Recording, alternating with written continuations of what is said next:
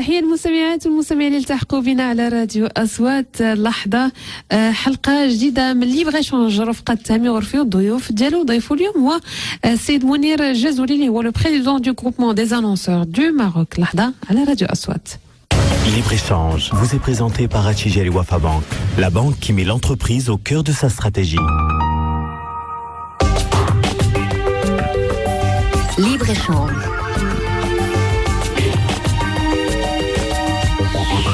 Ravi de vous retrouver, nous sommes sur Aswat dans le cadre de Libre-Échange, un rendez-vous hebdomadaire que j'ai toujours plaisir à animer et dans lequel je retrouve mon acolyte, Saad Mansour, le patron de la Vie Éco. Ça va, Saad? Très bien. Super.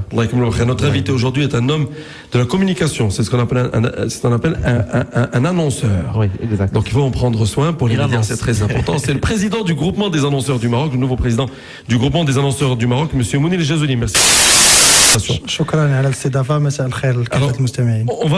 On va commencer d'abord par dire qu'il y a un changement de bureau chez vous après le départ de Sophia Jalal que nous avions reçu à Swat il n'y a pas si longtemps. Avec quoi arrive votre nouveau bureau? Très bien. Au niveau du groupement des annonceurs du Maroc, on a tenu une assemblée générale la semaine dernière pour élire un nouveau bureau dont j'assure la présidence dorénavant avec 3 nouveaux membres.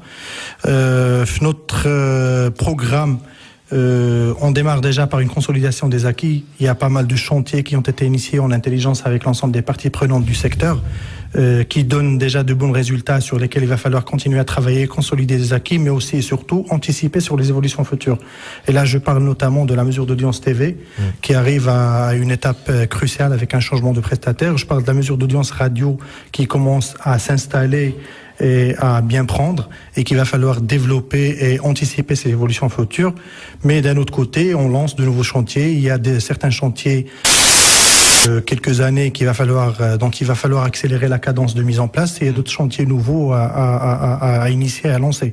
Pour les chantiers à accélérer, je parle notamment de la mise en place d'un système d'autorégulation publicitaire.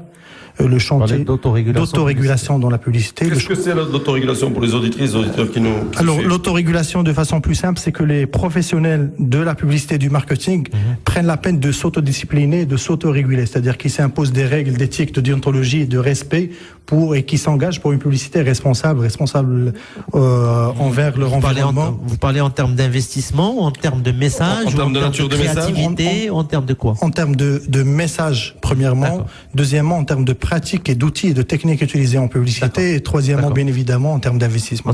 Alors, je voudrais rebondir sur l'histoire du volume, de l'investissement publicitaire. Il y a aussi, pour être dans les médias, il y a une méconnaissance des médias de la part des annonceurs, c'est-à-dire les gens qui sont chez les annonceurs qui font dans l'achat d'espaces publicitaires. Il y a encore une méconnaissance, c'est étonnant, une méconnaissance le média, Quel est votre avis? Je ne qualifie pas tout à fait de méconnaissance, mais plutôt de connaissances différentes. Enfin, chaque annonceur, en fonction de son prétexte, de sa situation et de son environnement, a une connaissance ou a une lecture, on va dire plutôt, c'est plus juste, différente du paysage médiatique marocain. Après, c'est vrai qu'il doit y avoir certaines méconnaissances à un niveau ou à un autre, mais ça, c'est un effort collectif à faire, et du côté, de la corporation des annonceurs qui est le GAM, et de la part des métiers qui sont regroupés dans leur majorité dans des corporations ou des associations, pour vulgariser davantage, pour mettre en avant davantage les atouts, les avantages et les particularités de chaque média, et pour faciliter ce discours et cette conversation entre ces deux parties. Quel genre de méconnaissance concrètement? Parce que les auditeurs ne vont pas comprendre le sens de la question.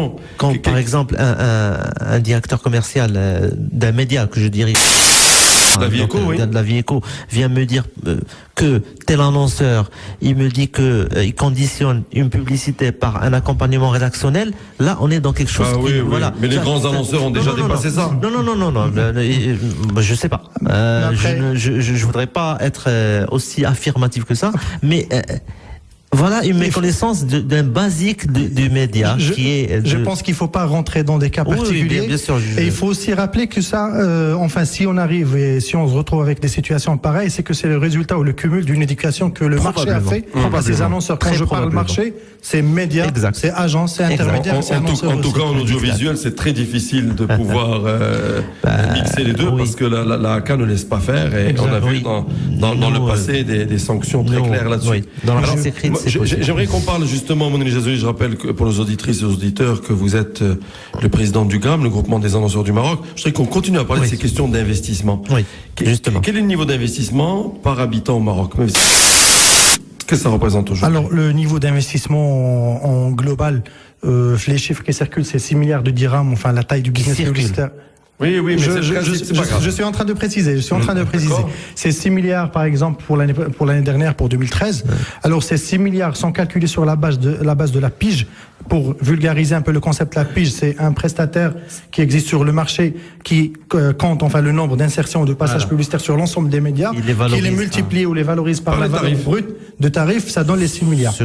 Alors, au niveau du groupement des annonceurs du Maroc et au niveau de chaque annonceur à part entière, on procède à des corrections et à des retraitements de ces chiffres. Oui. Ça donne presque la moitié. Alors aujourd'hui, vous estimez quoi? 2 milliards 5, 2 milliards 8, 3 milliards? Ça donne entre 2 milliards 5 et 3 milliards. Que vous ne diffusez pas. Mais attendez. Au grand public, bien entendu. Exact. Il est en train de dire, on ne peut pas diffuser mieux que sur Aswat comme ça à l'antenne. Mais attendez, ces 3 milliards retraités en net, il s'agit bien de l'investissement en médias. Oui. Mais un publicitaire ou un annonceur ne fait pas que du média. Et aujourd'hui, de plus en plus, on est en train de réaffecter nos budgets vers de nouveaux digital, mais qui est un média. Vous dites de nouveaux médias. Quand je parle des 3 millions, c'est les médias classiques. C'est la radio, la télé, l'affichage, la presse, c'est les 3 milliards de dirhams. Mais le reste, il y a le digital qui commence à prendre. Et qui rentre. Non, qui rentre pas dans les 3 milliards. Il y a l'événementiel. Oui. Il y a toute la partie édition. Il y a toutes les opérations de street marketing, de trade marketing, de promotion d'événementiel. Qui sont chiffrées à combien? Qui sont chiffrés à l'équivalent. Et donc, on reprend donc, on peut dire que la totalité de l'investissement au Maroc est de 6 milliards. Pour 33 millions d'habitants, ça donne quoi? Vous avez un chiffre? En tête, non, je l'ai pas. Ça fait pas beaucoup. Il faut faire le compte. Ça fait pas beaucoup. Ça fait pas beaucoup, mais j'ai un comparatif. On fait 3 fois ce ratio pour l'Algérie et la Tunisie, par exemple. 3 fois plus que l'Algérie? Exactement. Et par rapport à l'Égypte? En investissement per capita. L'Égypte fait presque le double de nous. Mais des pays comme les Émirats Arabes Unis ou le Liban font 5-6 fois que. Bon, donc ça veut dire, alors c'est bien de comparer l'Algérie et la Tunisie, mais quand vous regardez les pays. Il faut se comparer avec ceux qui nous sont. Alors, est-ce que ça veut dire que demain, on peut imaginer un développement de ces investissements publicitaires et vous, en tant que du groupement des annonceurs, quels sont les prérequis ou quelles sont les conditions pour favoriser l'investissement publicitaire au Maroc? Alors, il n'y a pas de secret. On parle bien d'investissement, pas de dépenses médias ou publicitaires. Lorsqu'on parle d'investissement, la notion de retour sur investissement prend toute son importance. Ça veut dire que cet annonceur ou cette entreprise va investir dans cette publicité beaucoup plus à partir du moment où il sent qu'il y a un retour sur investissement. Vous avez des outils pour mesurer ça? Alors les outils, justement, c'était le sens de ma réponse. On a 2 médias pour lesquels on a des outils aujourd'hui, la télé et la radio. Oui. Alors l'exemple de la radio dans ce sens est édifiant parce que on a vu comment ce média a bien pris durant une année, où il a beaucoup évolué, on le voit au niveau des chiffres, à partir du moment où la mesure d'audience a été mise en place. C'est-à-dire que ces annonceurs, aujourd'hui, quand ils passent un message publicitaire dans une radio ou dans une autre... Il sait qu'il touche tant de personnes. Exactement, et il arrive à calculer. Donc le fait de dupliquer ces mesures d'audience et ces outils, d'aide à la décision en général, parce que ça englobe aussi d'autres études ad hoc, pour les annonceurs, permettrait de stimuler un peu l'investissement publicitaire. Alors notre objectif, d'ailleurs, c'est les 2 autres chantiers.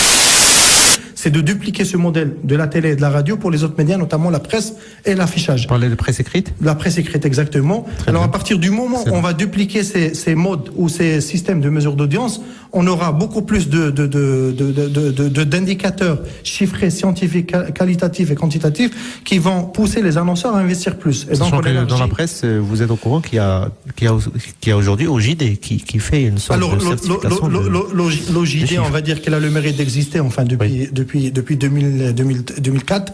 Donc, il donne des chiffres, il donne des indicateurs chiffrés. Mais pour nous, annonceurs exerçants, un chiffre de tirage ou de vente ne veut plus rien dire.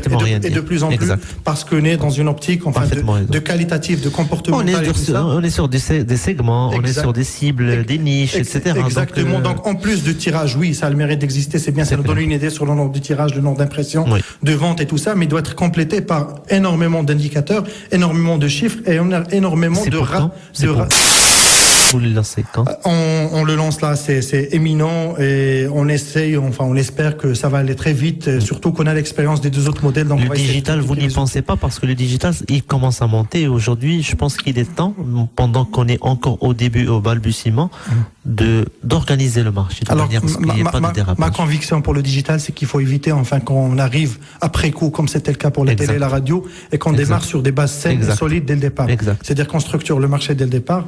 Alors dans ce sens, c'est vrai qu'on démarre pas avec la mesure d'audience parce que pour le digital, il y a d'autres outils qui peuvent servir de mesure d'audience.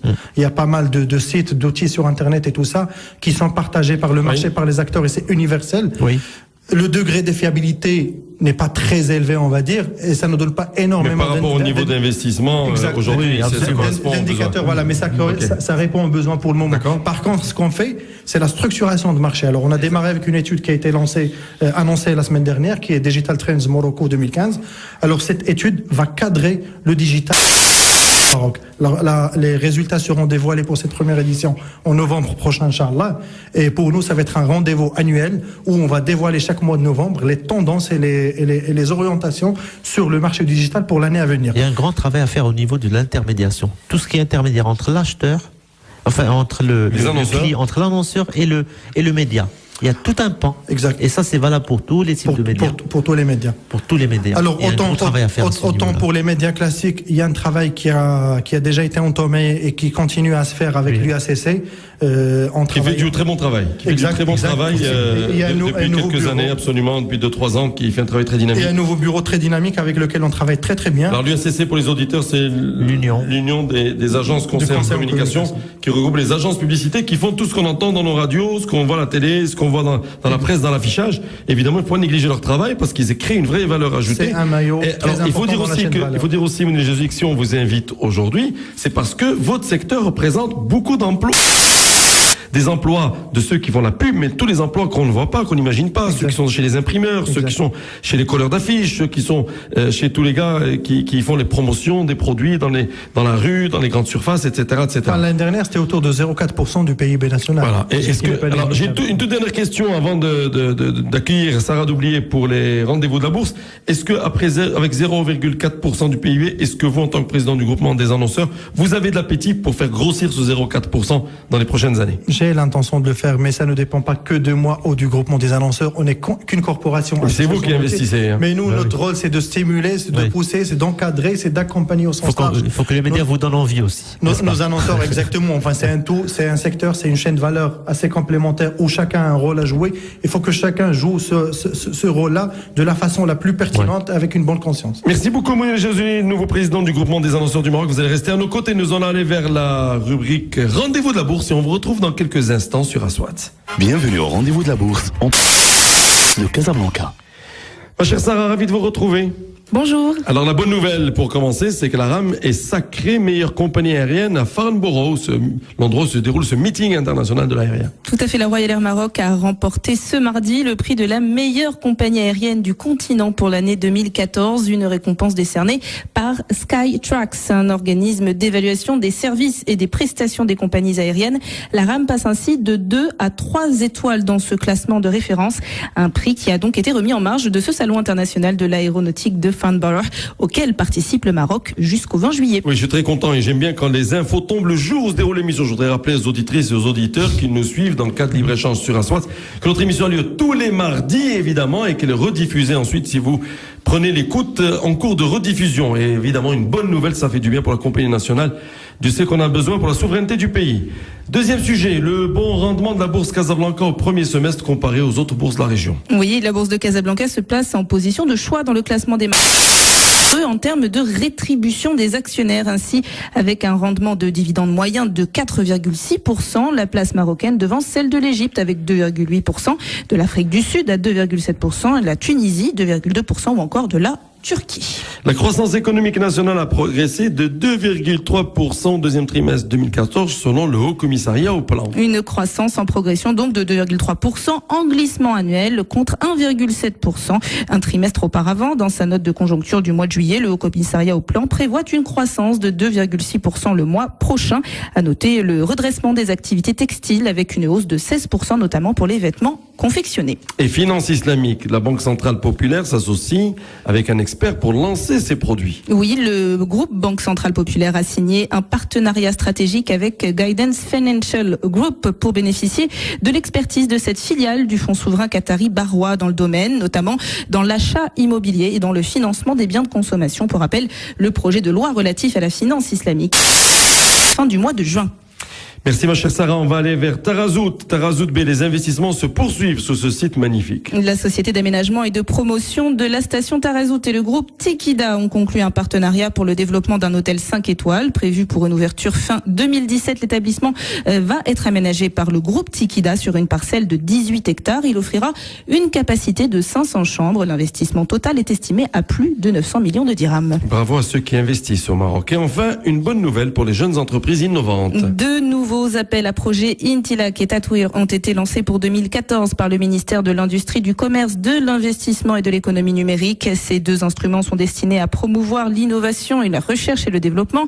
Intilak est destiné aux startups innovantes ayant moins de 2 ans. Il finance 90% des dépenses du projet dans la limite de 1 million de dirhams. De son côté, Tatouir est destiné aux entreprises et aux groupements d'entreprises de plus de 2 années d'existence. Il finance 50% des dépenses du projet dans la limite de 4 millions de dirhams. Merci beaucoup Sarah, je vous retrouve la semaine prochaine. J'ai envie de revenir, je ne sais pas. Avec plaisir. Allez, à la semaine prochaine, merci beaucoup.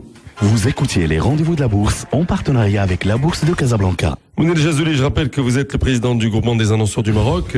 Nous allons aller vers la dernière partie de cette émission, un sujet important. Vous avez cherché à internationaliser le groupement des annonceurs du Maroc en l'arrimant à la Fédération mondiale des annonceurs.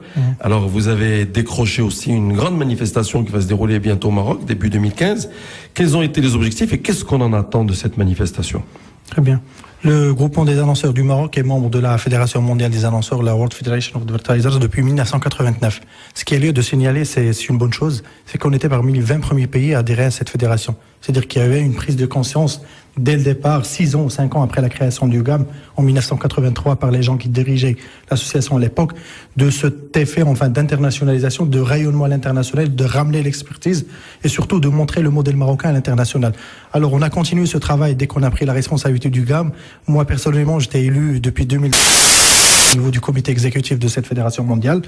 Le premier jour où j'avais débarqué, je me suis dit, il faut absolument que je ramène un événement de cette fédération au Maroc. Et Dieu merci, 3 ans après, c'était le plus grand événement de cette fédération que j'ai pu décrocher pour le Maroc. Combien de personnes? C'est autour de 450-500 personnes. Ça se déroule où? D'une trentaine ou 35 pays, on va dire, nationalités différentes. Ça se déroulera à Marrakech du 16 au 20 mars prochain. Notez bien le rendez-vous à tous les professionnels du marketing, de la communication et des médias. Alors cet événement réunit le Gotha mondial ou l'élite mondiale du marketing, c'est les plus grands marketeurs publicitaires du monde entier qui, voilà, exactement, annonceurs et même publicitaires, agences, prestataires et médias qui se retrouvent chaque année au mois de mars dans une grande capitale. La dernière édition de 2014, celle de cette année, on va dire, c'est à Sydney, avant c'était New York, Bruxelles, Istanbul, Pékin, donc c'est que de très grandes capitales. Et Casablanca a bien sa place parmi ces grands noms de ces grandes capitales. On parle de quoi durant ces... Alors, pendant la semaine, c'est les dernières tendances, c'est les nouveautés au niveau du marketing, d'expérience, des défis, des enjeux pour l'ensemble de cette communauté, enfin de marketeurs au niveau du monde entier. C'est les problématiques aussi et les freins au développement et à la croissance de cette industrie. Et c'est aussi principalement... Qu'est-ce que ça peut rapporter aux professionnels marocains? Alors, c'est une expertise internationale qui va débarquer chez nous. Donc on va profiter d'un partage d'expérience et d'un échange d'expérience. 2, c'est une présence et une visibilité importante du Maroc sur l'échiquier mondial de cette industrie, sachant qu'au niveau du marché, au niveau des investissements, on n'est pas un grand marché, mais au niveau des pratiques, au niveau du fonctionnement, au niveau de l'organisation, on est quand même une référence dans la région. Je parle bien de la grande région Afrique et même une partie du Middle East. Mais Mounir Jazouli, combien de membres dans le GAM aujourd'hui, au groupement des annonceurs du Maroc, combien de membres? Alors on est presque une centaine. européenne qui centralise à peu près 95% de l'investissement publicitaire au Maroc. Alors, est-ce que ça vous suffit ou vous estimez qu'il y a un travail à faire pour parce qu'on ne peut pas avoir que les grands groupes. Oui. Vous nous parlez des 400-500 leaders mondiaux du marketing et de la communication, mais les marchés, en tout cas le Maroc ne se fait pas. Les grands groupes, ici il y a beaucoup de PME. Il y a les PME qui ne communiquent pas assez, qui n'investissent pas. Voilà. On a une initiative dans ce sens. Si on se limite enfin à la représentativité, c'est suffisant pour nous, on pouvait s'arrêter là. Depuis 2 ans, j'avais lancé les matinées PME.com. Exact. Super, alors les matinées PME.com, c'est un concept d'événement gratuit dans un cadre convivial décontracté, destiné aux patrons de PME. La particularité, c'est qu'on reste pas qu'à Casa. On a fait la première édition à Casa, certes, pour lancer le concept. On est parti juste après à Tanger. Ça a eu un succès fou. On est parti juste après à Gadir. Et on compte aller à Fès, à Oujda, à Lyon. Allez, invitez-nous, on vous accompagnera. Merci beaucoup, Mounir Jazouli, d'avoir accepté l'invitation de Libre-Échange sur Aswad. Bon vent à vous, à votre bureau, et bonne chance pour les annonceurs. C'est important. Merci beaucoup. Allez, la semaine prochaine, même endroit, je vous y retrouverai avec plaisir, mon cher Saad.